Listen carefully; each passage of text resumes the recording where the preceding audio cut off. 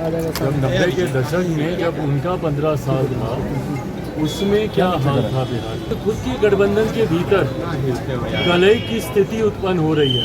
जिस तरीके से कांग्रेस और राजद के भीतर बातचीत का एक अभाव अब देखने को मिल रहा है।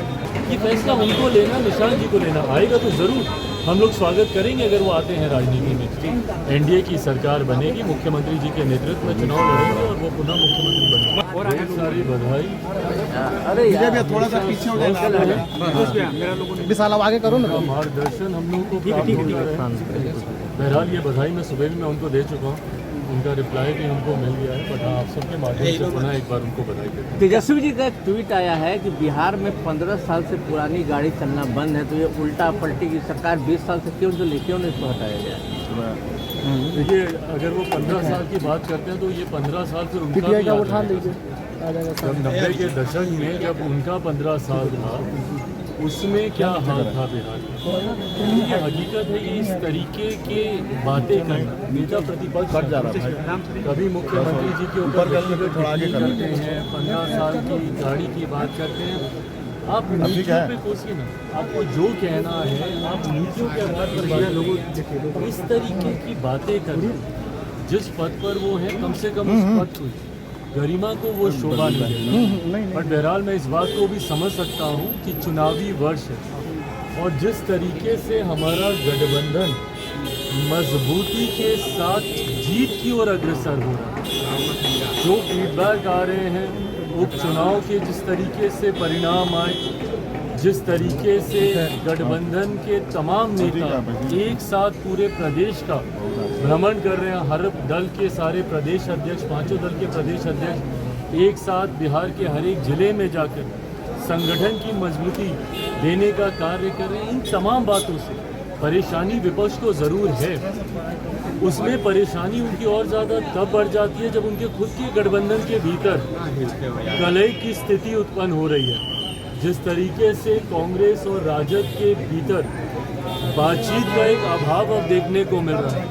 जिस तरीके से कांग्रेस के नए प्रभारी आए, वो जिस तरीके से पहले कांग्रेस उनके सामने नतमस्तक रहती थी, इस बार संभवतः कांग्रेस उस भूमिका में शायद नहीं हो। ऐसे में ये तमाम बातें कलेक्टिवली परेशान तो विपक्ष को कर ही रही हैं और इसीलिए ये सारी बातें करना, 15 साल पुरानी गाड़ी नहीं चलेगी, ये नहीं चलेगी, ये तमाम बातें जनता के हाथ में है। जनता ने उपचुनाव में भी अपना फैसला सुना दिया, लोकसभा के चुनाव में भी जनता ने अपना फैसला सुना दिया और अब जब कुछ महीने बाकी हैं विधानसभा के चुनाव में, उसके परिणाम भी पूर्णतः एनडीए के पक्ष में आएंगे। 225 से ज़्यादा सीटें जीतकर हम लोग सरकार। तेजस्वी यादव ने कहा है कि कुछ बीजेपी के नेता और जेडीयू के नेता, जेडीयू के नेता मीटिंग कर रहे हैं कि निशांत राजनीति में नहीं आए। तेजस्वी यादव ने कहा, आप वेलकम करेंगे उनको क्या पता है थोड़ा सा। अगर इतनी जानकारी है तो भाई बैठ जाए ना, फिर मुख्यमंत्री के साथ बताएं कि क्या चल रहा है, नहीं चल रहा है।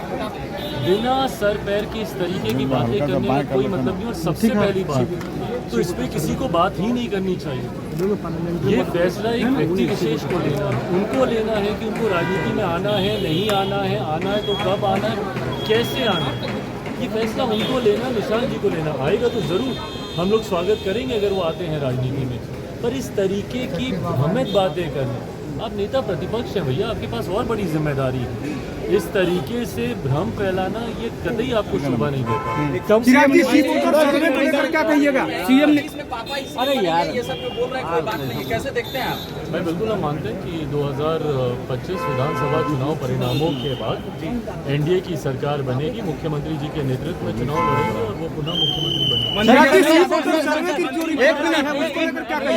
मंत्रिमंडल का विस्तार हुआ है और कहा ये कह रहा है कि जो लोग मंत्रिमंडल में आए हैं वो लोग का बैकग्राउंड देखना चाहिए। क्रिमिनल माइंडेड है। यादव ने कहा है कि क्रिमिनल माइंडेड है, रिकॉर्ड देखा जाए। प्रभारी कांग्रेस के कहा है ऐसी बातें कम से कम इनको नहीं करनी चाहिए, क्योंकि एक उंगली अगर ये किसी और पे उठाएंगे तो बाकी की उंगलियां इन्हीं के ऊपर उठेंगी। समन अभी आया ना फिर से पूरे परिवार।